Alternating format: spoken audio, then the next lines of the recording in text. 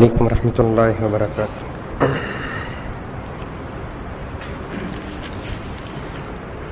الحمد للہ رب العالمین نحمده ونستعینه ونستغفره ونؤمن به ونتوکل علیہ ونعوذ باللہ من شرور انفسنا ومن سیئات اعمالنا من يهد الله فلا مضل له ومن يضلله فلا هادي له ونشهد أن لا إله إلا الله وحده لا شريك له ونشهد أن سيدنا ونبينا وحبيبنا وشفيعنا ومولانا محمدا عبده ورسوله أما بعد فأعوذ بالله من الشيطان الرجيم بسم الله الرحمن الرحيم إن الدين عند الله الإسلام وما اختلف الذين أوتوا الكتاب إلا من بعد ما جاءهم العلم بغيا بينهم ومن يكفر بآيات الله فإن الله سريع الحساب وقال تعالى في مقام آخر إلا تنصروه فقد نصره الله إذ أخرجه الذين كفروا ثاني اثنين إذ هما في الغار إذ يقول لصاحبه لا تحزن إن الله معنا فأنزل الله سكينته عليه وأيده بجنود لم تروها وجعل كلمة الذين كفروا السفلى وكلمة الله هي العليا والله عزيز حكيم قال النبي صلى الله عليه وسلم من استطاع أن يموت باليم المدينة فليمت بها فإني أشفع بها لمن يموت أو كما قال عليه الصلاة والسلام۔ معزز سامعین کرام، بزرگان دین، نوجوانان ملت، میں نے گزشتہ جمعہ نبی کریم حضرت محمد مصطفیٰ صلی اللہ علیہ وسلم کی ہجرت، مدینہ طیبہ میں نبی کریم صلی اللہ علیہ وسلم کی آمد، اہل مدینہ نے کس انداز سے نبی کریم صلی اللہ علیہ وسلم کا استقبال کیا، آپ کو کیسے ویلکم کہا،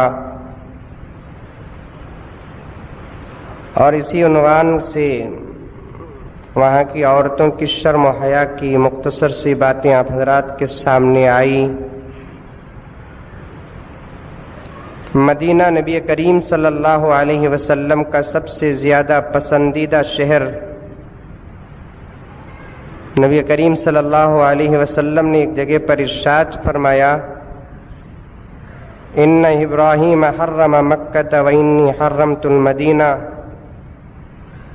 حضرت ابراہیم علیہ السلام نے مکے کو محترم بنایا، ودعا لأہلہا، اور مکے والوں کے لیے دعا فرمائی، اور میں مدینے کو محترم بناتا ہوں اور مدینے والوں کے لیے دعا کرتا ہوں، وہاں کے ناپنے تولنے والے سامان کے لیے میں خیر و برکت کی دعا کرتا ہوں۔ بے شمار حدیثیں نبی کریم صلی اللہ علیہ وسلم نے مدینہ منورہ کے فضائل پر بیان فرمائیں، یہاں تک اللہ کے رسول صلی اللہ علیہ وسلم نے ارشاد فرمایا، قیامت کے قریب بہت سارے فتنے برپا ہوں گے دنیا کے اندر، اور آخری دور میں دجال آئے گا، پیدا ہوگا، جو کلمہ پڑھنے والے نبی کریم حضرت محمد مصطفیٰ صلی اللہ علیہ وسلم کے غلاموں کو اور عام طور پر سارے عالم دنیا کو گمراہ کرتا پھرے گا۔ پیغمبر نے فرمایا کہ کوئی گلی ایسی باقی نہ رہی ہوگی جس میں دجال نہیں گیا ہو۔ ہر گلی میں جائے گا، ہر محلہ جائے گا، ہر شہر جائے گا، ہر ملک جائے گا، عجیب عجیب کاموں کے ذریعے سے وہ لوگوں کو گمراہ کرے گا۔ اللہ تبارک و تعالیٰ کچھ شیطانوں کو ایسے بھی پیدا کیے ہیں جن کے اندر کچھ طاقتیں دے دیتے ہیں اور اس طاقت کو لے کر وہ دنیا کو گمراہ کرتے ہیں۔ اللہ تبارک و تعالیٰ اس سے بہتر طاقت رکھتے ہیں۔ شیطان کو خود اللہ تبارک و تعالیٰ نے کئی چیزوں کی طاقت دے رکھی ہے، اور دنیا کے اندر جتنے بھی خدا اور خدا کے رسول کے دشمن آئے ہیں ان کو بھی اللہ تبارک و تعالیٰ نے بہت زیادہ طاقتیں دی تھی، اور ان طاقتوں کو لے کر وہ صحیح استعمال کرنے کے بجائے غلط استعمال کرنا شروع کر دیتے ہیں۔ اسی طریقے سے دجال جب آئے گا قیامت کے قریب، اللہ تعالیٰ اسے بھی کچھ طاقت دیں گے۔ ایک طاقت تو اسے یہ دیں گے اللہ تبارک و تعالیٰ، انسان جو مر جاتا ہے ایک مرتبہ زندہ کرنے کی طاقت اللہ تعالیٰ اسے دیتے ہیں۔ الذی خلق الموت والحیات لیبلوکم ایکم احسن عملا۔ اللہ تبارک و تعالیٰ کی خاص ملکیت ہے کسی کو زندہ کرنا، کسی کو مارنا، اس میں کسی کوئی آدمی شریک نہیں ہے۔ اللہ تبارک و تعالیٰ نے اس خاص قدرت کو کچھ لوگوں کے اندر کچھ وقتی طور پر دیا۔ حضرت عیسیٰ علیہ السلام کو اللہ رب العزت نے یہ طاقت دی تھی، ایک معجزے کے طور پر اللہ تبارک و تعالیٰ نے حضرت عیسیٰ کے ہاتھ میں عطا کیا۔ حضرت عیسیٰ علیہ السلام قبر کے پاس جا کر کھڑے ہو جاتے، خم باذن اللہ کہتے، اللہ کی اجازت سے، اللہ کے نام سے کھڑے ہو جاتے، وہ قبر کا مردہ سر جھانکتا ہوا واپس آ جاتا، پلٹ جاتا۔ ایسے اللہ تعالیٰ جیسے دوستوں کو کچھ چیزیں دے دیتے ہیں، دشمنوں کو بھی کچھ چیزیں دے دیتے ہیں کہ یہ کہاں تک دوڑے گا، کہاں تک جائے گا۔ سنستدرجهم من حیث لا یعلمون، یہ کہاں تک بھاگتا رہے گا، یہ کہاں تک دوڑتا رہے گا۔ مسیح دجال کو اللہ تبارک و تعالیٰ بہت ساری طاقتیں دیں گے، اس میں سے ایک طاقت یہ ہے کہ ایک مرتبہ انسان کو وہ زندہ کرے گا۔ لوگ دیکھ کر کہنے لگیں گے واہ، یہی ہمارا خدا ہے جو زندہ کرتا ہے مردوں کو۔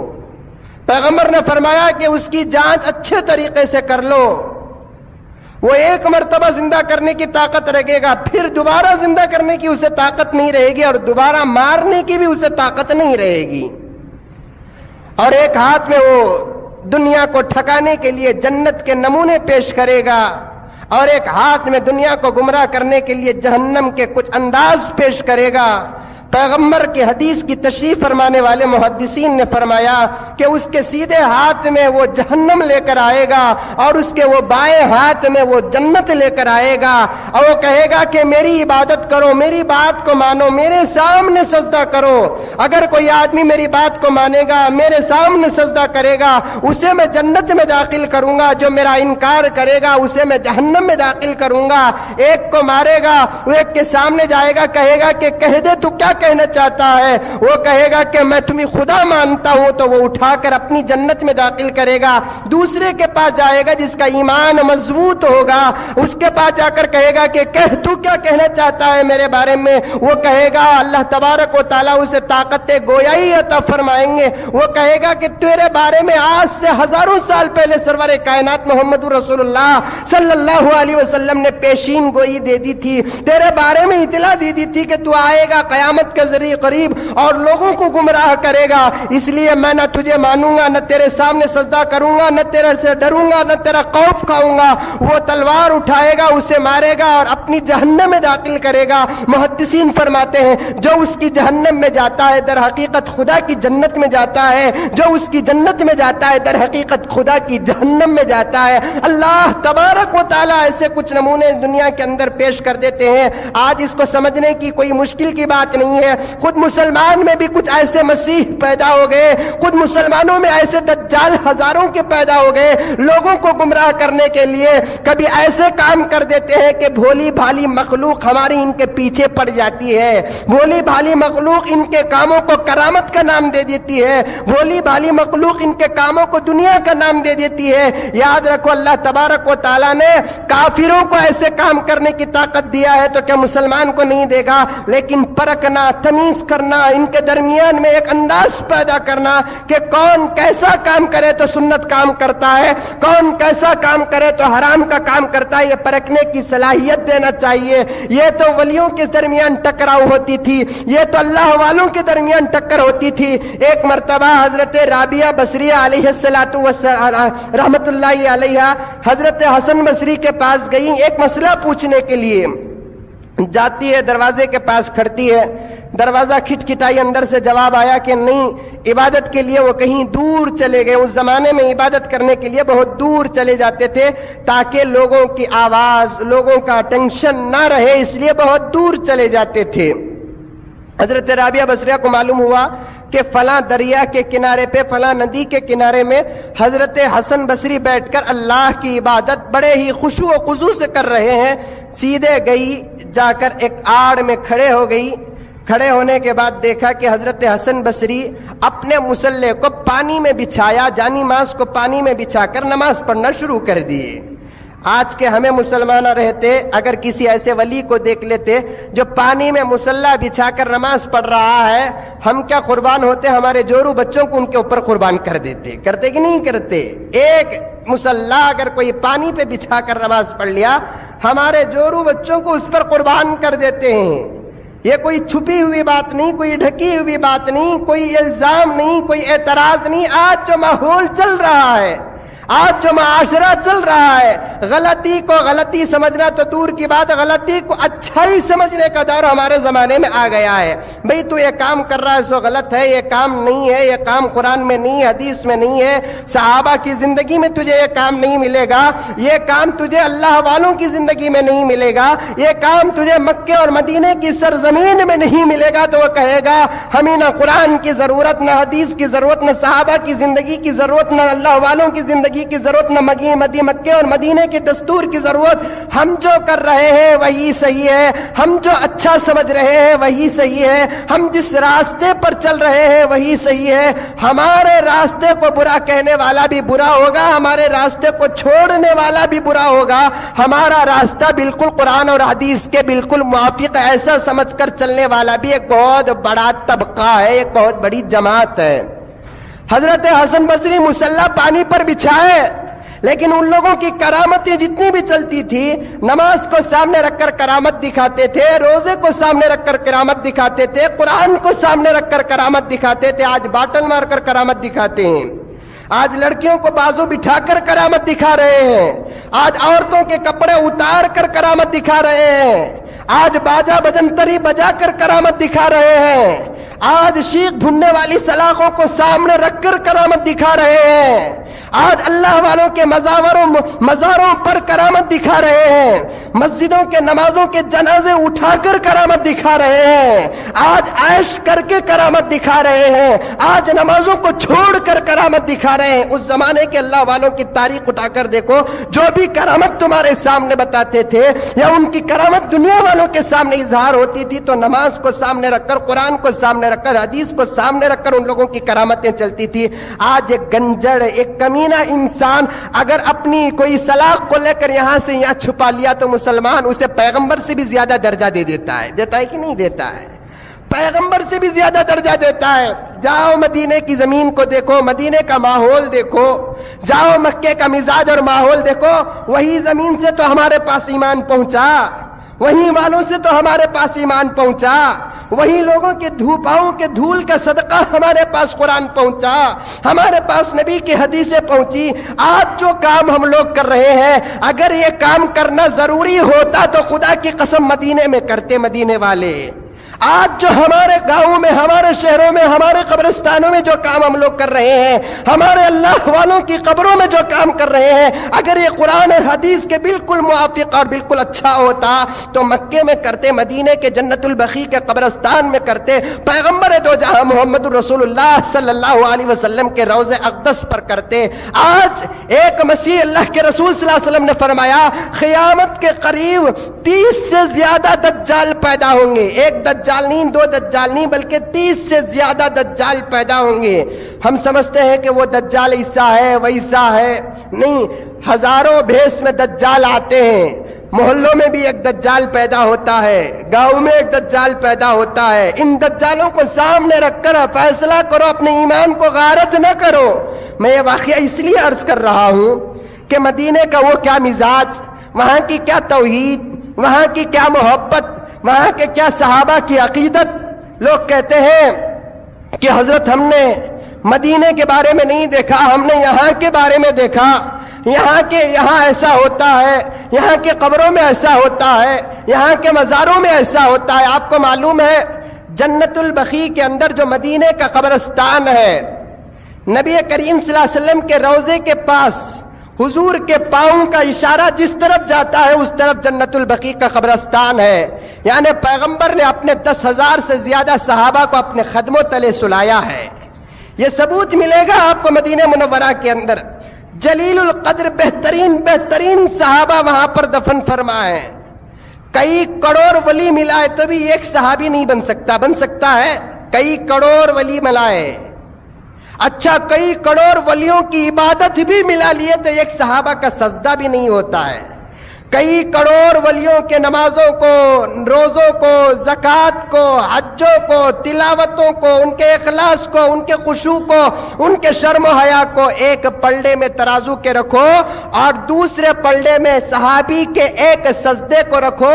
مسلمان یہ فیصلہ کرنا پڑے گا کہ خدا کی قسم اس صحابی کے ایک سجدے کا جو وزن ہے ساری دنیا کے ولیوں کے، غوثوں کے، ابدالوں کی عبادتوں کا وہ وزن نہیں رہے گا۔ یہ ہمارا ایمان ہے کہ نہیں ہے؟ یہ ہمارا عقیدہ ہے کہ نہیں ہے؟ یہ ہمارا بھروسہ، یہ ہمارا توکل ہے کہ صحیح کروڑ غوث مل جاؤ، ابدال مل جاؤ، اولیاء اللہ مل جاؤ، بڑے بڑے کتنے ہی بڑے کیوں نہ ہو، ایسے تمام لوگوں کی عبادتوں کو ایک پلڑے میں ڈال دے، دوسرے پلڑے میں کسی صحابی کے ایک سجدے کو ڈال دے، خدا کی قسم اس ایک سجدے کا مقابلہ ساری دنیا کے ولیوں کی عبادت نہیں کرے گی، ساری دنیا کے ولیوں کی نمازیں نہیں کریں گے، ساری دنیا کے ولیوں کے حجہ نہیں کریں گے، ساری دنیا کے ولیوں کے ذکر و اذکار اور تلاوت کے ثواب نہیں کریں گے جو صحابی کے ایک سجدے کو اللہ تبارک و تعالیٰ عطا فرماتے ہیں۔ لیکن دیکھنے کا بہت بڑا مقام ہے وہاں پر کہ 10,000 سے زیادہ صحابہ کرام وہاں پر موجود ہیں جن کی مزارات وہاں پر ہیں۔ کسی کے مزار کے اوپر نہ گنبد نظر آتا ہے، نہ کسی کے مزار کے بسرانے کوئی مزاور نظر آتا ہے، نہ کسی کے مزار پر کوئی پھول ڈالتے ہوئے نظر آئے گا آپ کو، نہ کسی کے مزار کے سرانے عود بتی سلگاتے ہوئے نظر آئے گا آپ کو۔ یہاں کسی کے مزار کے سامنے کفل ڈالتے ہوئے آپ کو نظر نہ آئے گا، کسی کے مزار کے سامنے یا پائنتے، کسی کے مزار کے سامنے کسی عورت کی بنگڑی نظر نہیں آئے گی، کسی کے مزار کے آزو بازو بیٹھ کر کوئی مور کا مور چھل لے کر نہیں بیٹھا ہوگا، کسی کے مزار کے سامنے نہ کوئی گیٹ ہے، نہ کوئی نیاز ڈالنے کا کوئی باکس ہے، نہ کوئی فاتحہ درود کا ایجنٹ وہاں پر بیٹھا ہوا ہے۔ اتنا پاک و صاف قبرستان جہاں سرور کائنات محمد رسول اللہ صلی اللہ علیہ وسلم، یہی محرم الحرام کا مہینہ جو ہندوستان کے مسلمان بڑے جوش اور خروش کے ساتھ سیدنا حضرت حسین رضی اللہ تعالی عنہ کا ماتم مناتے ہیں، ان کے نام پر تابوت نکالتے ہیں، ان کے نام پر پنجے گاڑ کر شراب پیر کر رات ننگا ناچ کرتے ہیں، وہی حضرت حسین رضی اللہ تعالی عنہ کے نام پر آگ سلا کر وہ گنیشا اٹھا کر آگ میں کودنے والوں کی طرح کودتا یہ ہندوستان کا مسلمان ہے۔ یہی محرم الحرام کا مہینہ نمونہ میں نے مدینہ منورہ میں بھی دیکھا ہے. خدا کی قسم نہ کہیں شربت بٹتا ہوا نظر آئے گا, نہ کہیں کھچڑا پکتا ہوا نظر آئے گا, نہ کہیں چونگے بانٹتے ہوئے نظر آئیں گے, نہ کسی کلی میں پنجے لگا کر اس کی پوجا کرتے ہوئے نظر آئیں گے. محرم الحرام تو وہاں روزے سے گزر گیا, محرم الحرام تو وہاں افطار کرانے سے گزر گیا, محرم الحرام تو وہاں قرآن پڑھتے ہوئے گزر گیا.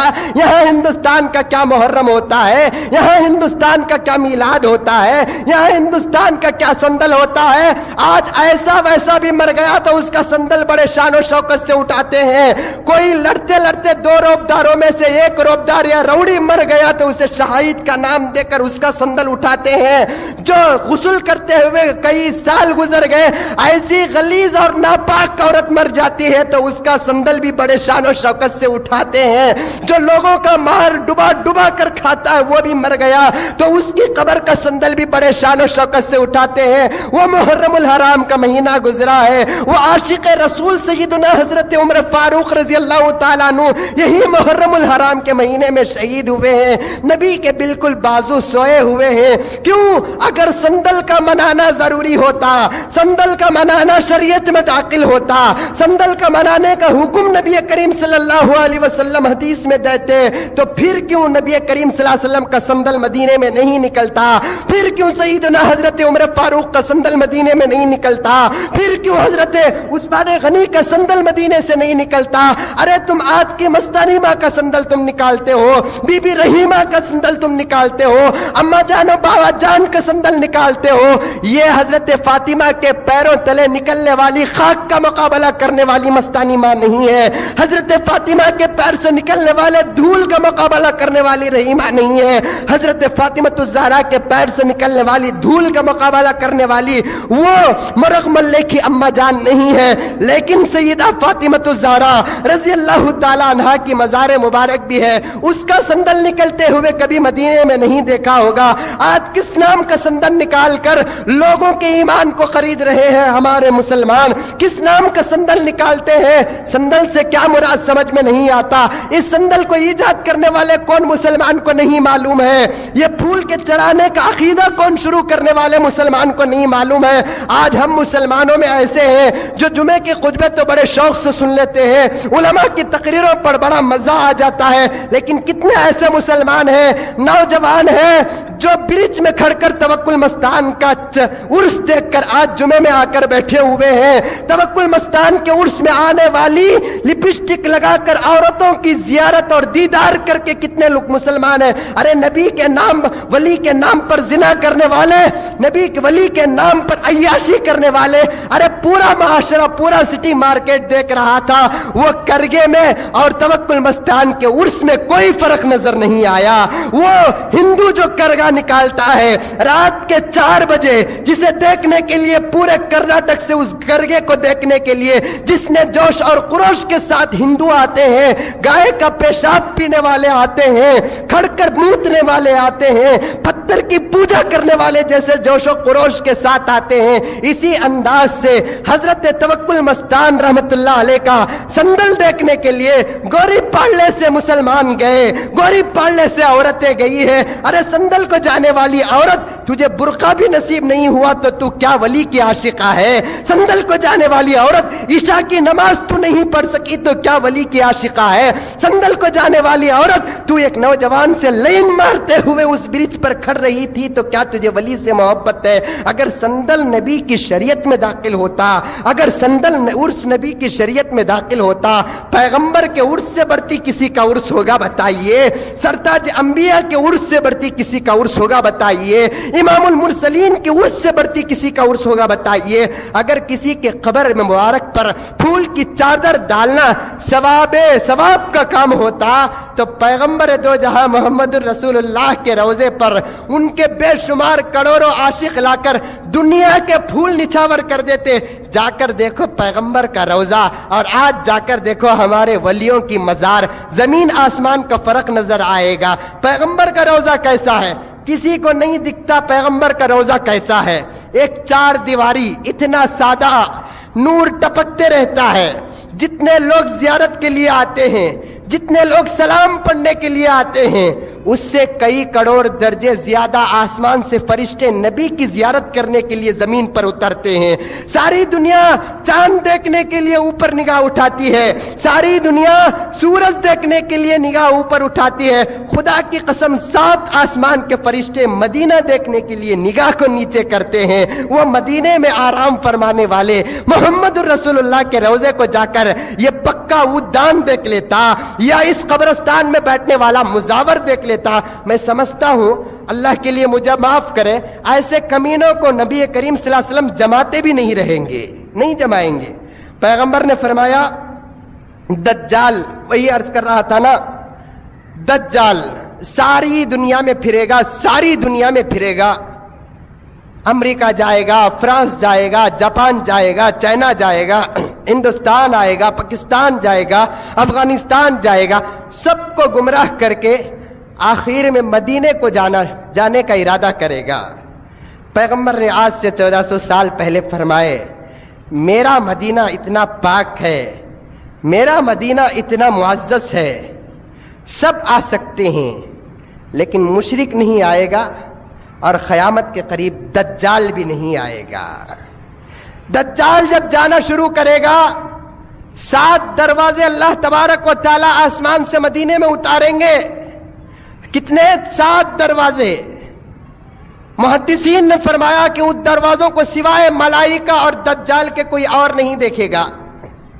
وہ جانا چاہے گا دروازے میں گھس کر, فرشتے اسے وہاں سے بھگائیں گے, اور دوسرے دروازے میں جائے گا, وہاں جانا چاہیں گے تو وہاں سے بھگائیں گے, وہاں تیسرے دروازے پر جائے گا, وہاں جانا چاہتے ہیں تو وہاں سے فرشتے بھگائیں گے. دجال کو مدینے کی حاضری نصیب نہیں ہوگی, دجال کو مدینے کا داخلہ نصیب نہیں ہوگا, دجال کو پیغمبر کے روضے کے قریب جانے کا موقع نہیں ملے گا.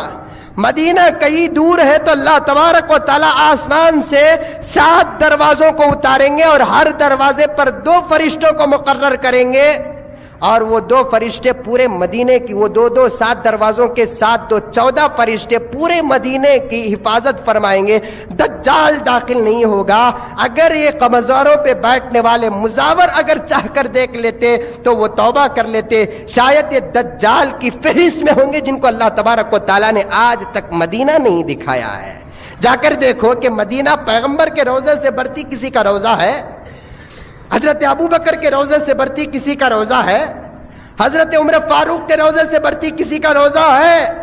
ارے اسلام کے نام پر ساری دولت کو قربان کرنے والی حضرت خدیجہ الکبریٰ کے روضے سے بڑھتی کسی کا روضہ ہے.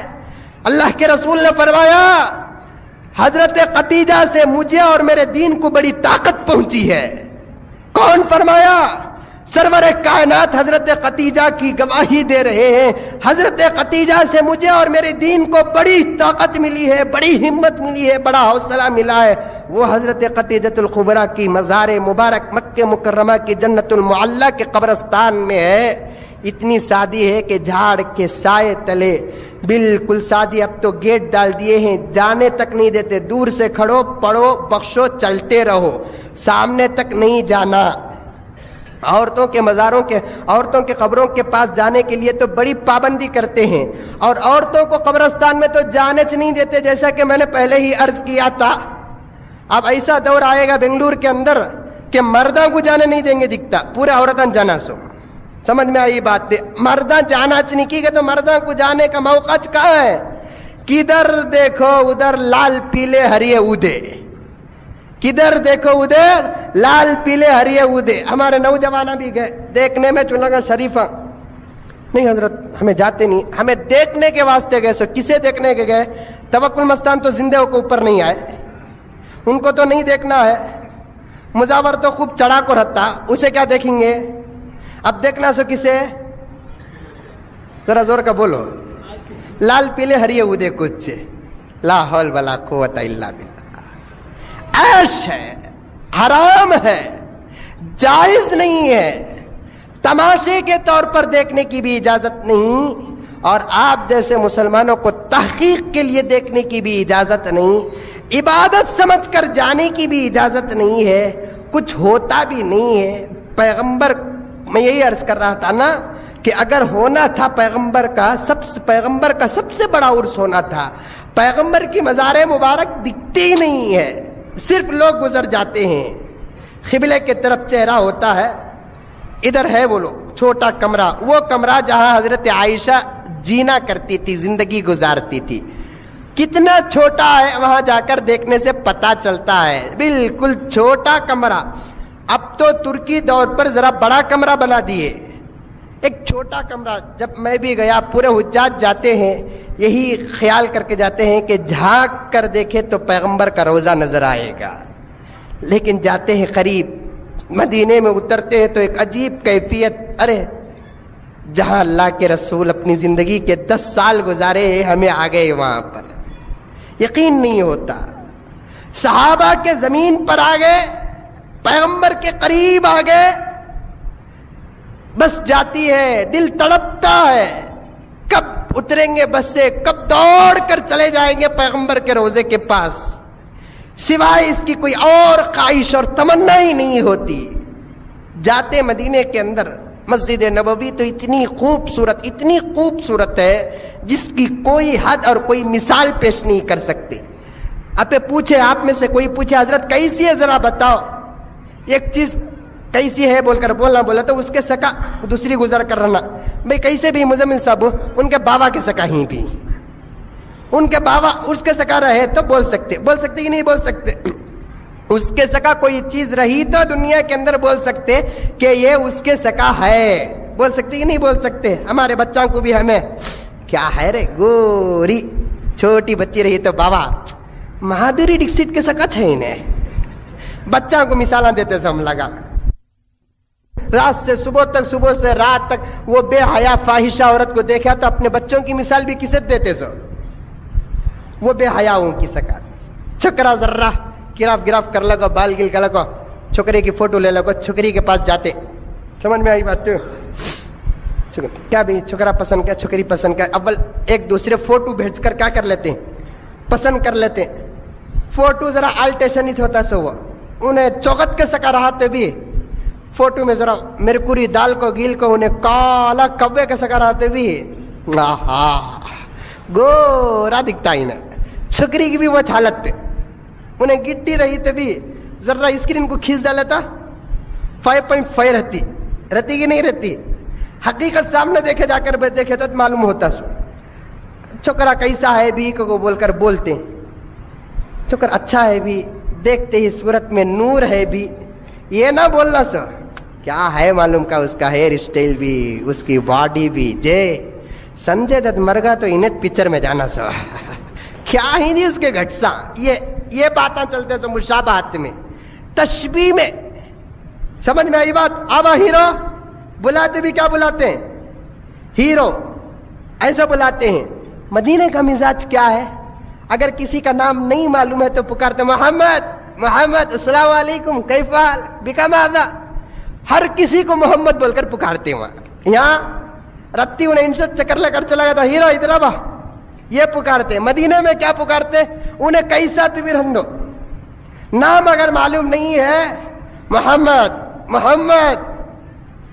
غصے میں رہا، محمد اسبر، وہاں ذرا عربی گرامر میں ذرا فرق ہے، اے محمد ذرا صبر کر، اسے محمد بول کر بول ڈالا تو انہیں ٹھنڈا پڑ جاتا، ایک دم ٹھنڈا، کتنا بھی غصے میں رہندو اسے محمد بول کر پکار ڈالے، اس کا پورا غصہ ٹھنڈا ہو جاتا۔ یہاں لڑتے ہو ذرا کون بھی سمجھانا جائے، ہٹو جی تمہیں کون جی بیچ میں، ہٹو جی چھوڑتا نہیں اسے، پکڑ لے رہے جاؤ کو ہم نہ کیا، چپ کے یہاں اچھلتے، وہاں اسے کیا بولتے، محمد بول دیے تو ٹھنڈا ہو جاتا۔ میں کیا واسطے بول رہا ہوں، مثال دینے کے واسطے بھی، کوئی ایک چیز ویسی دنیا کے اندر رہنا، لیکن اللہ تعالیٰ بنایا سے نہیں ہے تو مثال کا رہے گی۔ مدینے کے سکا کوئی شہر نہیں، مکے کے سکا کوئی شہر نہیں ہے، اتنا خوبصورت، کیوں، پیغمبر ہی سو جگہ خوبصورت نہیں رہا تو اور کیا ہوگا۔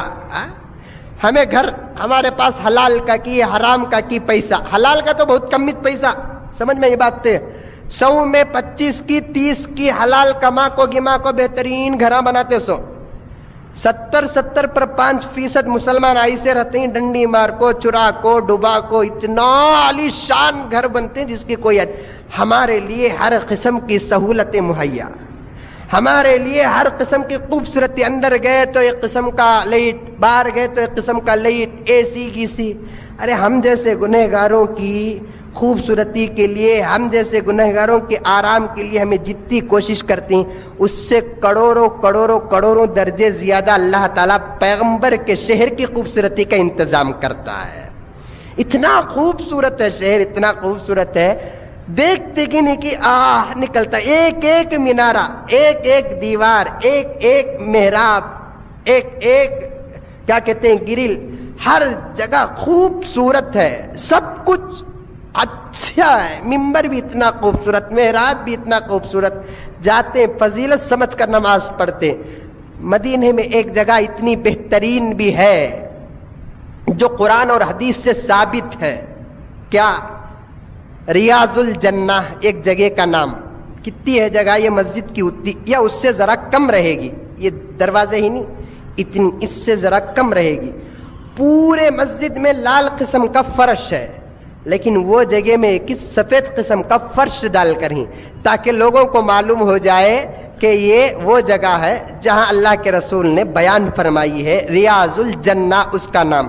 مطلب کیا؟ جنت کے ٹکڑوں میں سے ایک ٹکڑا ہے وہ. ایک طرف نبی کا مزار, ایک طرف نبی کا ممبر. اللہ کے رسول نے فرمایا میرے ممبر اور میرے روضے کے درمیان میں جو جگہ ہوگی وہ جنت کا ٹکڑا رہے گا. تھوڑی دیر کے لیے بھی جو بھی داخل ہوتا ہے گویا کہ وہ جنت کو گیا ہے. یہ حدیث سے ثابت ہے. سو یہ حدیث ہے. دیکھو اجمیر میں کیا کہ وہ جنت کا دروازہ, جنتی دروازہ ہے نہیں وہ اجمیر میں, نہ حدیث میں نہ قرآن میں. کیا کہتے وہ جنت میں گھس, وہ دروازے میں گھس کو آگے تو پورے گناہ پاپ ہو جاتے ہیں کہتے ہیں. واہ, یہ نہ حدیث. وہاں جو ثابت ہے یہ جگہ جنتی ہے, وہ جگہ جنتی ہے, یہ جگہ پر بیٹھنے کی یہ فضیلت, وہ جگہ پر بیٹھنے کی یہ فضیلت, یہ تمام جو فضیلتیں آتے ہیں اللہ کے رسول کے حدیث سے ثابت کردہ فضیلتیں ہیں. اتنے ٹکڑے میں جا کر اگر کوئی آدمی 2 رکعت نماز پڑھتا ہے تو زمین میں نماز پڑھنے کا ثواب نہیں بلکہ جنت میں نماز پڑھنے کا ثواب ہے. اتنے ٹکڑے میں جا کر ایک آیت ہی اگر کوئی آدمی پڑھتا ہے تو زمین میں قرآن پڑھنے کا ثواب نہیں بلکہ جنت میں نماز قرآن پڑھنے کا ثواب ہے. وہاں جا کر اگر کوئی آدمی دعا کرتا ہے تو زمین میں دعا کرنے کا اثر نہیں ہوگا بلکہ جنت میں دعا کرنے کا اثر ہوگا. ایک طرف نبی کا روضہ اور دوسرے طرف نبی کریم صلی اللہ علیہ وسلم کا ممبر. اللہ کے رسول نے فرمایا کہ میرے ممبر اور میرے روضے کے درمیان جو جگہ ہے وہ جگہ جنت کے ٹکڑوں میں سے ایک ٹکڑا ہے. اس جگہ پر آ کر ضرور نماز پڑھنے کی کوشش کرو. اور ان ٹکڑوں کے درمیان میں کچھ ایسے ستون ہیں, ان ستونوں کے الگ الگ نام ہے. ایک ستون کا نام ستون استوانہ ہے, ایک ستون کا نام ستون حنانہ ہے. ایسے بہت سارے ستون ہیں, ہر ستون کے پاس نماز پڑھنے کی الگ الگ فضیلت ہے. ذرا آگے گزرتے ہیں تو ایک دیوار ملتی ہے, وہ دیوار سے نبی کا گھر شروع ہوتا ہے.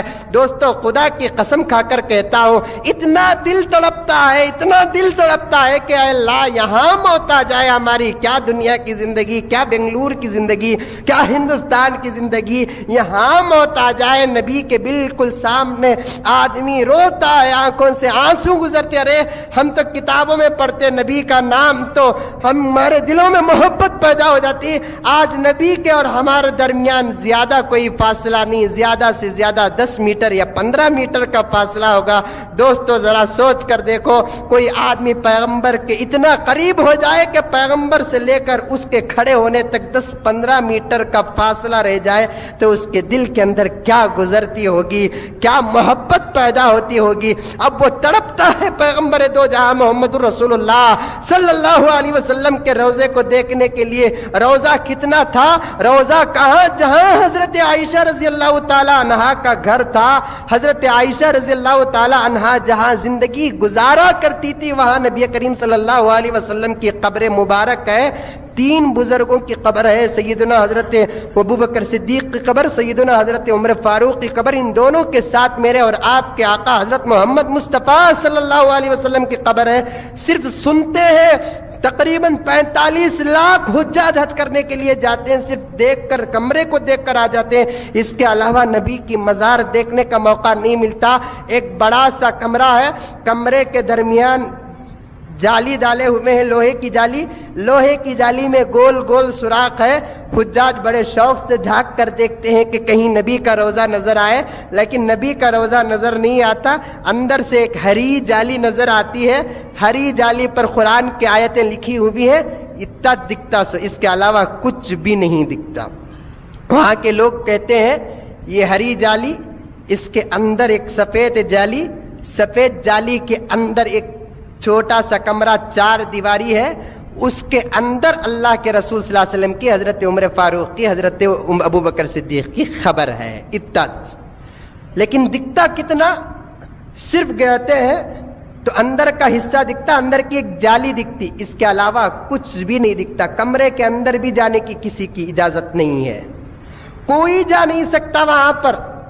عورتوں کے بارے میں تو میں نے گزشتہ جمعہ عرض کر دیا کہ وہ بھی بالکل پیچھے، نبی کے پیٹھ، حضرت ابو بکر کی پیٹھ، حضرت عمر فاروق کی پیٹھ جدھر رہتی ہے ادھر سے عورتوں کو دکھا کر 1 گھنٹہ 1.5 گھنٹے کے اندر ان لوگوں کو جتنا ہو سکے اتنی زیارت کرا کر بھیج دیتے ہیں، پھر ان کو نبی کے روزے کے پاس آنے کی بھی اجازت نہیں دیتے۔ مسجد میں بھی ایک الگ دائرہ ہے، وہاں جا کر اللہ کے رسول صلی اللہ علیہ وسلم کے پاس زیارت کرنے والی عورتوں کو آ کر نماز پڑھ کر وہیں سے وہ چلے جاتے ہیں۔ اتنا پردے کا اہتمام ہے۔ میں یہ عرض کرنا چاہتا ہوں آپ لوگوں کے سامنے، ذرا عقل کو سامنے رکھو، گھاس کھاتے نہیں کھانا کھاتے ہیں ہم لوگ۔ اگر اتنا سب یہ عرسہ، یہ سندلا، یہ پھول کے جالیاں، اگر یہ سب ثواب کا کام ہوتا تو پھر 2-2, 3-3 لاکھ روپے خرچ کر جانے والا کیا ہم نبی کے روزے کے پاس ایک چادر لے کر جانے کی طاقت نہیں رکھتا؟ ایک اونٹ پتی سلگانے کی خواہش نہیں رکھتا؟ ارے کتنے ہمارے مقاصد میں تالا پڑ گیا ہے۔ یہ ولی کے قبر میں تالا ڈالو، کھلتا کہ نہیں کھلتا ڈاؤٹ رہے گا، وہ ولی کی قبر میں تالا ڈالو، کھلتا کہ نہیں کھلتا کی ڈاؤٹ رہے گا۔ لیکن میرا یقین ہے کہ اگر شریعت میں تالا ڈالنا ضروری ہوتا اور پیغمبر کے روزے کے پاس تالا ڈالتے تو ہمارے پورے مقصدہ کھل جاتے تھے، لیکن تالا ڈالنا جائز نہیں ہے، تالا ڈالنے کی اجازت نہیں ہے۔ پیغمبر کے روزے کے پاس نہ کوئی بنگڑی نظر آتی ہے، نہ کوئی تالا کفل نظر آتا ہے، نہ سر کے ربینہ نظر آتے ہیں، نہ لال تاگا نظر آتا ہے، لال کپڑا۔ ایک مزار کے پاس حیدرآباد میں، وہ بولنا شاید میں بھول گیا تھا، لال کپڑا لا کر ایک لین کاٹ کو لگا کر ہی بنگڑیاں دیکھے، کئی کو بھی بنگڑیاں لگا کو ہی چھوکری کی شادی نہیں ہوتی، اس کے واسطے خبر میں بنگڑیاں لا کو لگا دے تو ولی کے اس کی بیٹی کو انہوں رشتہ لے لگاتے نہیں دکھتا۔ حضرت کفل ڈال لے کر ہی کئی کو بھی کفل ڈالے تاکہ اس کے مقصد آج پورے بند ہو گئے، کہتے خبر میں کفل ڈالتے کہ نہیں کہ انہیں ٹی وی دیکھا تو بھی کھل جائیں گے، شراب پیا تو بھی کھل جائیں گے، نمازہ نہیں پڑھا تو بھی کھل جائیں گے۔ ایک کفل خبر کے ولی کے مزار کے پاس ڈالے تو پورے مقصدہ کھل جاتے ہیں۔ جو کفلہ کھولنے کا اللہ تعالیٰ حکم دیا وہ کھولتا تو اس کے مقصدہ کھل جاتے تھے۔ کفل بھی دیکھے ہمیں، بنگڑی بھی دیکھے، ربن بھی دیکھے، لال کپڑا تھا۔ حیدرآباد کے ایک دوست بولے حضرت یہاں ایک چیز دکھا تو آؤ، حضرت بول کر بلا لے کر گئے تھے، 4-5 مہینے پہلے ہو گیا۔ لال کپڑا بن کر رکھے تھے۔ دیکھیے کہاں تک آج کا مسلمان غلط ارادوں میں پہنچا ہے۔ ان لوگوں کو اللہ تعالیٰ کب توفیق دیتا، کب سمجھ میں آتی بات نہیں معلوم۔ لال کپڑا بن کر دیتے پیسا گھاٹی ڈال کر، ڈھیلی گھاٹی ڈال کر بن کر ہی سب چیزیں دیکھے تو ٹائٹ، کہاں بنگڑی چرا لیتے ہیں کہ کہاں کفل چرا لیتے ہیں کہ کہاں روبینہ چرا۔ یہ کپڑا ہے کہ ڈھیلا ڈال کر تھے، لال کپڑا۔ ہمارے دوست بولے کہ حضرت لال کپڑا کی بن کر ہی معلوم کہ حضرت تم نہ پوچھے۔ ہم بولے کہ مجھے نہیں معلوم بھی لال کپڑا، مجھے ولیاں کے مزاراں سے تعلق نہیں ہے، جاتا ہوں قرآن پڑھتا ہوں آ جاتا ہوں۔ انہوں اللہ والے رہے تو ہمیں دے کر بھیجے سے تحفے میں، انہوں ہم نہ تحفہ دے کر بھیجتے ہیں دعا کے ذریعے سے۔ انہوں اللہ والے نہیں رہے تو کم از کم ہمارے پڑھنے کا ثواب تو انہیں خبر کو جاتا، دو میں سے تو یہ کام ہوتا۔ ہمیں جانا، سجدہ کرنا، طواف کرنا، یہ کرنا وہ کرنا، کچھ بھی نہیں۔ یہاں جا کر دیکھو گول پھرتی ادھر جاتی، ہنگیا کو لگاتی ادھر جاتی، کیا رے مصیبت ہے۔ پتھر کو، مٹی کو، کچھ بھی نہیں، کوئی حقیقت نہیں، گیسو بوسا دیتی۔ ہریا ڈپٹا پہن لیے, سر جھکا لے کر سو جاتے ہیں. ایک سجدہ زندگی میں خدا کے دربار میں ایسا کرتا تو انہیں غوث کا درجہ پا لیتا. ایک درجہ خدا کے دربار میں اتنے عقیدے کے ساتھ, جو عقیدے کے ساتھ ولیوں کے دربار میں کرتے نہیں, وہ عقیدوں کے ساتھ اگر ایک سجدہ کرتے تو بہت بڑا ولی بن جاتا تھا. لیکن نہیں, طوافاں گوافاں کیا کیا کیا کرتے. وہ لال کپڑا بول کر تھا, پوچھے مجھے کہ لال کپڑا کہیں کوئی معلوم کیا حضرت؟ نہیں بھی مجھے معلوم نہیں ہے. ڈھیلا بھی بن کر ہی نوٹ کرو حضرت کا, ہاں بھی ڈھیلا بھی بن کر ہی, صحیح بات. اتنا ذرا بڑے گڑے بنتے تھے تو کیا بھی کام آ جاتے تھے گاڑی گیڑی پہنچنے کے واسطے. اتنے پیسا ہی وہ سمجھ میں آئی بات ہے. معلوم کیا حضرت کئی کو نہیں بھی. یہ وہ ماں لے لے کا کر بنتی جس کی بیٹی بالغ نہیں ہوتی. دیکھو ذرا کمپیئر کرو, چپ کے اچ اچ بولے کرو نا کو. کتنے جنے اچ بولے کہ اس میں آدھے بیچ میں کھڑے تھے توکل مستن کا عروس دیکھنے کے واسطے. کیا بھی حضرت تمہارے گوری پڑھنے والے چینو. میں بولا تقریر با کرنے جاتا ہوں, سو پاوا میں بیڑیا ڈالنے جاتا نہیں. میں منجے بولو نا کو. بولنے کا کام ہی ہمارا, روکنے کا کام ہمارا. پاؤں پکڑو ہاتھ پکڑو جاؤ کو بولنے کا کام ہمارا نہیں. اللہ کے رسول صلی اللہ علیہ وسلم کو اللہ تعالیٰ نے کیا فرمایا؟ پیغمبر صرف بولو, تمہیں ہدایت دینے والا میں. حضرت ابو طالب زندگی اور موت سے لڑنے کر تھے, نزا کی حالت سکرات. پیغمبر کو پتا چلا, دوڑ کر آئے, یہ وہ میرا چچا ہے جو کلمہ تو نہیں پڑھا لیکن کلمہ پڑھنے والوں کا ساتھ دیا ہے. میرے پوری محفل میں دشمن کے خلاف لڑنے والا اگر کوئی ایک کافر تھا تو وہ صرف میرا چچا تھا. پوری زندگی کلمہ نہیں پڑھا لیکن میرا ساتھ دیا ہے. موت اور زندگی سے لڑ رہا ہے.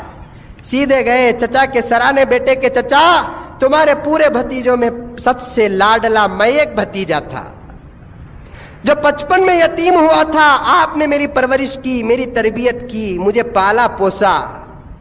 چچا مجھے آپ بڑا لاڑ کیے, میری ہر بات کو سچ سمجھا آپ نے. مجھے ابو جہل مارتا تو آپ غصے میں آ جاتے, ابو لہب گالی دیتا تو آپ غصے میں آ جاتے. آپ بغیر کلمے کے رہ کر بھی آپ کا احسان اسلام پر ہے چچا. ہو گیا وقت آپ کا, آپ کی پیشانی سے موت کے آثار نظر آ رہے ہیں. اے چچا ایک مرتبہ آپ کلمہ پڑھ لو, قیامت میں میں گواہی دوں گا تمہارے کلمے کی. نہیں بیٹے نہیں. چچا اگر ان لوگوں کے سامنے پڑھنے میں شرم آتی ہے تو میں کان خرید کر دیتا ہوں, میرے کان میں پڑھ لو چچا, صرف میری گواہی کام آ جائے گی. میں سنا, ایک مرتبہ پڑھ لو چاچا. نہیں, 2 مرتبہ ہوا, تیسرے مرتبہ کہتے ہیں کہ چچا وقت بہت قریب ہے, 1 مرتبہ پڑھ لو, تمہارے ایمان کا بڑا متمنی ہوں میں. پیغمبر آ گئے, انک لا تہدی من احببت ولکن اللہ یہدی من. پیغمبر بس اس سے زیادہ اصرار کرنے کی تمہارے پاس اجازت نہیں ہے. کہنا تمہارا کام, ہدایت دینا میرا کام. میں ہدایت دینے پر آ جاؤں تو ابو جہل کے بیٹے کو کلمے سے نواز سکتا ہوں. اگر میرے مقدر میں کسی کو ہدایت دینا پسند نہیں ہے تو تمہارے چچا کو بھی میں ہدایت نہیں دوں گا. یہ پیغمبر صلی اللہ علیہ وسلم کو قرآن کی آیت نازل ہوتی ہے. صرف ہمارا کام بولنے کا, یہ کرو نو کو, وہ کرو نو کو, ایسا رہو ویسا رہو. اگر کوئی اکھڑ کر چلا جاتا ہے, کوئی اپنے ایمان کی بازی لگا کر چلا جاتا ہے, کوئی اپنی میاں بیوی کی, اپنے بچیوں کی, بیویوں کی, ماؤں کی عزت کی بازی لگا کر کوئی جاتا ہے تو پھر اس کا معاملہ اس کے ساتھ. لکم دینکم ولی دین, تمہارا دین تمہارے ساتھ, میرا دین میرا ساتھ. تمہارا سوال تمہارے ساتھ, میرا سوال میرے ساتھ. کیا ضرورت ہے جانے کی؟ غیر مسلم پریشان, غیر مسلم پریشان, لیکن جانے کی ضرورت کیا ہے؟ کیوں جاتے ہیں؟ کیا وہی اللہ والوں نے آپ کو کہا کہ پیغمبر کا عرس نہ مناؤ تو نہ مناؤ, میرا عرس مناؤ؟ پیغمبر کے قبر میں چادر پھول کی نہیں ہے. یہ کون سے اللہ والے ہیں جو اپنے قبر میں پھول کی چادر مانگتے ہیں؟ پیغمبر نے اپنے قبر کے پاس اپنی امتیوں کو نہیں بلایا. یہ کون سے اللہ والے ہیں جو سور کی چربی لگا کر آنے والوں کو اپنے سامنے بلا رہے ہیں؟ ان کے کالے کرتوتوں سے یہ ولیوں کی زندگیوں میں اثر پڑ رہا ہے, داغ پیدا ہو رہا ہے. ان کی بے حیائی سے ان ولیوں کی زندگی میں اثر اور داغ پیدا ہو رہا ہے. یہ قوم کو بیچنے والے مسلمان, یہ قوم کا پیسہ ڈبانے اور کھانے والے مسلمان، جاؤ جا کر مدینہ منورہ کے حالات دیکھو، وہاں کے مناظر دیکھو. پیغمبر آج ہر کسی ایری غیری عورت کی آج لوگ مزار بنا دیتے ہیں. حضرت حسین کو جنم دینے والی ماں، حضرت حسین کو دودھ پلانے والی ماں سیدہ فاطمہ الزہرا کی قبر جنت البقیع کے دیوار کے بالکل قریب میں ہے. آنسو چھڑ جاتے ہیں. واہ، امت کی ماں کا خبر ہے، کتنا سادہ سیدھا ہے، کیا نور ٹپک رہا ہے. وہ امت کی ماں، وہ حسنین کی ماں، وہ پیغمبر کی لاڈلی جو 3 دن فاقے میں ہے، آج اس کے سرانے کوئی گنبد نہیں ہے. تم مستانی ماں کا گنبد بناتے ہو، تم اما جان کا گنبد بناتے ہو، تم رحیمہ بھی کا گنبد بناتے ہو. ان کا گنبد ضروری ہوتا تو اس سے 1000 درجے زیادہ فاطمہ الزہرا جنت کی عورتوں کی سردار کا گنبد بننا چاہیے. آج یہ کانکریٹ اور مٹی سے بننا تھا تو جنت کی عورتوں کی سردار کا گنبد سونے اور چاندی سے بننا تھا. ارے اسلام کے نام پر خون کو بہانے والے 3 دن تک پیاسے رہ کر قرآن پڑھتے ہوئے جس نے جان کو قربان کیا، وہ حضرت عثمان کی قبر دیکھو، آج اجمیر والے بابا کی قبر دیکھو، آج گلبرگہ والے بابا کی قبر دیکھو، اور جا کر دیکھو حضرت عثمان غنی کی قبر کو جنت البقیع کے اندر. کتنی سادی، کتنی پرنور، کتنی خوبصورت. ایک ڈالی نہیں ملے گی آپ کو. سورج بھی آتا ہے تو فخر کرتا ہے کہ میں عثمان کے قبر سے گزرا ہوں. رات کی چاندنی آتی ہے تو فخر کرتی ہے کہ میں نے عثمان کے قبر سے گزرا ہوں. ہوا چلتی ہے تو فخر کرتی ہے کہ میں عثمان کے قبر سے گزری ہوں. بارش آتی ہے تو فخر کرتی ہے کہ میں عثمان کے قبر سے گزری ہوں. آج کیا قبر میں بیڑیاں ڈال دیے، کیا قبر میں تالے ڈال دیے، کیا قبر میں دروازے لگا دیے، کیا قبر میں نیاز کے وہ ڈبے لگا دیے، کیا قبر میں عورتوں کو قریب آنے کی اجازت دے دیا. جنت البقیع کے اندر 10,000 صحابہ کی قبر ہے. ہر عورت ترستی ہے لیکن کسی کو جانے کی اجازت نہیں ملتی. صحابہ کے قبر کے پاس عورت کو جانے کی اجازت نہیں ہے. یہ صحابہ کے پیروں کے دھول ہیں جن سے ان کو ولایت ملی ہے. ان کے قبروں میں جانے کی اجازت دینے والے آج کا مزاور ہوتا کس کھیت کا مولی، آج کی کمیٹیاں ہوتے ہیں کس کھیت کے مولی. عقل سیکھو، قرآن کو پڑھو، حدیث کو پڑھو، شرم حیا پیدا کرو، قانون اور دستور بناؤ. غیروں کے سامنے اپنی ڈسپلن کو مت کھو، غیروں کے سامنے اپنے ایمان کے عقیدوں کو مت توڑو، غیروں کے سامنے اپنے شرم اور حیا کا ننگا ناچ نہ کرو. ایک ساتھی آ کر کہنے لگے کہ حضرت وہ توکل مستان کے روڈ میں مسلمانوں کی تعداد کم ہے، غیروں کی تعداد زیادہ ہے، اور غیروں میں بھی سب سے خطرناک غیر ماروڑی ہوتا ہے. آج بی جے پی پلتی ہے ماروڑی کے پیسے سے، آج RSS پلتی ہے ماروڑی کے پیسے سے، آج وشو ہندو پریشد ہنگامے، فساد اور جلسے منعقد کرتے ہیں ماروڑیوں کے پیسوں سے. ماروڑی تمام قوموں میں سب سے زیادہ جگیٹ اور سب سے زیادہ خطرناک، سب سے زیادہ غلیظ اور مسلمان کا سب سے سخت دشمن ہے. ایسے علاقوں میں جب عرس کے نام پر ہزاروں کی تعداد میں عورتیں آئیں تو ان عورتوں کے چہرے کو دیکھ کر مزہ لینے کے لیے گھروں سے ماروڑی لڑکے باہر نکل کر آئے. شرم کے پانی سے ڈوب کر مرنا چاہیے مسلمان کو. ایک کلمہ پڑھنے والی بہن کا چہرہ ایک ماروڑی دیکھے، ایک کلمہ پڑھنے والی ماں کا چہرہ ایک ماروڑی دیکھے. یہ توپ آ کر خبر میں وہ پھول چڑھانے تک ماروڑی کے گھرا میں بیٹھ گئے، دروازوں کے پاس بیٹھ گئے، دکانوں کے پاس بیٹھ گئے، اور نہیں معلوم کیا اور کیا کیا ہوا. سب کچھ ہو جاتا ہے. آج آسان ہے زنا، آج مشکل نہیں. آج تو شادیاں مشکل ہے، زنا مشکل نہیں. آج حیا کو خریدنا مشکل ہے، بے حیائی کو خریدنا مشکل نہیں. آج شرم کو کمانا مشکل ہے، بے شرمی کو کمانا مشکل نہیں. آج عزت کمانا مشکل ہے، ذلت کمانا مشکل نہیں. آج سچائی کو حاصل کرنا مشکل ہے، جھوٹ کو حاصل کرنا مشکل نہیں. حقیقت کو حاصل کرنا مشکل ہے، بددیانتی اور فریب اور دھوکے کو حاصل کرنا مشکل نہیں ہے. آج دور بڑا سخت ہے.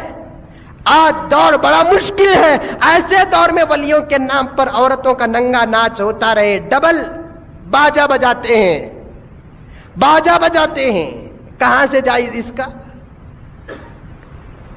شواتے ہیں سلاخیں، انہی کے گریبان جا کر پوچھو، کوئی نوجوان مرد نہیں ہے، کوئی ہمت والا نوجوان نہیں ہے جو جا کر ان سے پوچھے سلاخ چبانے کا حکم کہاں تھا؟ کیا کبھی زندگی میں حضرت ابوبکر نے اپنے جیب میں سلاخ کو چبایا؟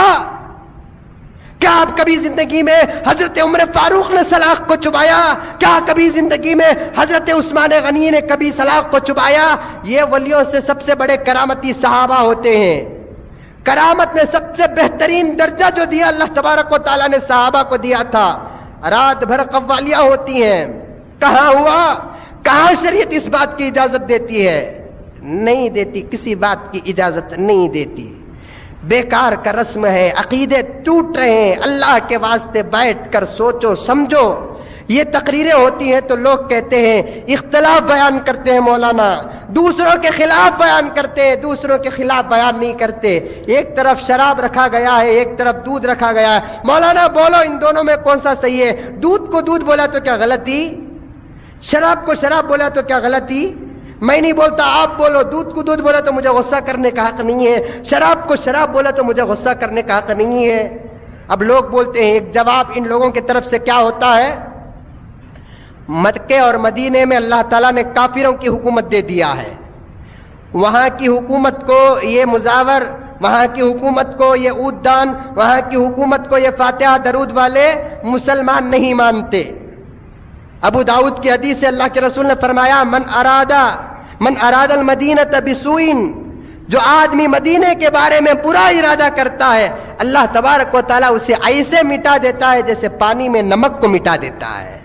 وقت قریب آ گیا ہوگا ان لوگوں کو، اگر ان لوگوں کو مدینے کا منظر پیش کریں گے، مکے کا منظر پیش کریں گے، وہ کہتے ہیں کہ مکے اور مدینے میں تو مسلمان ہے ہی نہیں ہے، اسی لیے وہ آج بھی مکے کے امام کے پیچھے نماز نہیں پڑھتے، آج بھی مدینے کے امام کے پیچھے آج بھی نماز نہیں پڑھتے۔ ارے مدینے کا امام اگر مسلمان نہ ہوتا تو پیغمبر پسند کرتے کہ اپنے بالکل قریب میں، یہاں پیغمبر کا روزہ ہے بولے تو یہاں نماز پڑھنے والے امام کا محراب ہے، بالکل قریب میں امام کا درجہ، بالکل قریب میں امام کا مقام۔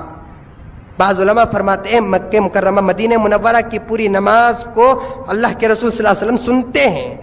اگر وہاں کے امام مسلمان نہ ہوتے نعوذ باللہ من ذالک، تو پھر پیغمبر اپنی مسجد میں کیوں ایسے امام کو کھڑا کرتے؟ مدینے کو گالی دینا، مدینے والوں کو گالی دینا، مکے والوں کو، وہاں کی حکومت کو بھی گالی نہیں دینا۔ اسی لیے لوگ کہتے ہیں حضرت حکومت کے بادشاہ وہاں بڑے عیاش کو بول کر بولتے ہیں، خصوصاً مکے کے بادشاہوں کے بارے میں کہتے ہیں امریکہ مل گیا تو امریکہ ان کو دو چیزاں دے ڈالتا حضرت، ایک شراب ایک شباب دے ڈالا تو وہ لگا پگھل جاتے ہیں بول کر۔ وہاں جانے کے بعد حقیقت معلوم ہوئی کہ نہیں، یہاں کی خدمت کرنے والا نہ شراب کا عاشق ہوگا نہ شباب کا عاشق ہوگا۔ دوستو کعبۃ اللہ کے غلاف ہے، کعبۃ اللہ کے غلاف میں پورے قرآن کی آیتیں ہیں، اس قرآن کی آیتوں کے بیچ میں شافہت کا نام ہے۔ بچاؤ کہ اگر وہ زانی اور شرابی ہوتا تو خدا اس کے نام کو اپنے گھر کے غلاف میں لگاتا۔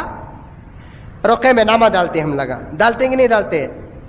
بھانجے کی شادی ہوئی تو پورا کا نام ڈالتے، فلاں کا مانو، المنتظرین، المشتہرین، کیا کیا کی ڈالتے نہیں؟ سالے کی شادی ہوئی تو بھونا، کتنے 10 بھونا یا رہے تو 10 کے نامہ ڈالنا۔ خدا نہ خواستہ انہیں تو لکھ کو دیا، پریس والا چھوڑ ڈالیا نام، رقعے میں میرا نام نہیں آیا با گئے، تو بھی جانا نہیں، بچوں کو بھی بھیجتا نہیں، جانت نہیں کہ اس کے شادی کو کی تو اس کا رقعے میں نام نہیں آیا کرتے۔ یہ کو خود بڑا بول کر آگا نا بس نہیں، اور خود چھوٹا نا۔ چلیے بھی اگر رقعے میں نام ڈالتے ہیں، ایسے ویسے آدمی کا نام ڈالنا پسند کرتے نہیں؟ پسند۔ معمولی ہماری شادی میں غلط آدمی کا نام ڈالنا پسند نہیں کرتے، خدا اپنے گھر کے غلاف میں کیا ایک زانی کا نام ڈالے گا؟ نہیں نا۔ اسی لیے میں کہتا ہوں کہ وہاں کی حکومت نہ شرابی ہوگی نہ شبابی ہوگی، وہاں کی چھوٹے موٹے گناہ ہو جاتے ہوں گے وہ اور بات ہے، اللہ تعالیٰ ان کی خدمت کے صدقے میں ان کے گناہوں کو معاف فرمایا اور معاف بھی کرتا ہوگا، وہ الگ بات ہے۔ لیکن وہاں کی حکومت اخلاق کے اعتبار سے مجھے امید ہے کہ انشاءاللہ وہ بالکل پاک ہوگی، کیونکہ میں نے ویسے خدمتوں کو ان کو دیکھ کر آیا ہوں۔ میں ایسی ایسی خدمتیں وہاں ہوتی ہیں ان لوگوں کی. تو بہرحال عرض یہ کر رہا تھا میں، پیغمبر کا روزہ اتنا سادہ کوئی نہیں ہے. حیدرآباد کا وہ واقعہ عرض کر رہا تھا. لال کپڑے کی گئے تو لڑکی بالغ نہیں ہوئی تو لال کپڑا. میں بھی ذرا کری کچنا لال کپڑے کو بھی لڑکی بالغ ہوتی نا اسے کیا جی تعلق قیامت نہیں حضرت. بالغ ہوئی تو خون نکلتا نہیں، وہ خون بھی لالچ ہے، کپڑا بھی لالچ حضرت. لا حول ولا قوت الا باللہ. تھوڑی دیر کے لیے سوچ لے آپ، خود کی ماں کا اگر ایسا ناپاک کپڑا ہے تو بیٹا برداشت نہیں کرتا، ہماری بیٹی کے ناپاک کپڑے کا کلر ولی کے مزار پر لگانے کے لیے بھی یہ لوگ تیار ہیں. یہ عقیدے یہ نہیں، یہ شریعت میں داخل نہیں ہے. یہ شریعت میں اس بات کی اجازت نہیں دی جاتی. قانون جو ہے وہ کرو، اگر کوئی آدمی چلا گیا تو اسے توبہ کرنا پڑے گا، اگر کوئی نئی آدمی گیا ہے تو اسے خدا کا شکر ادا کرنا پڑے گا.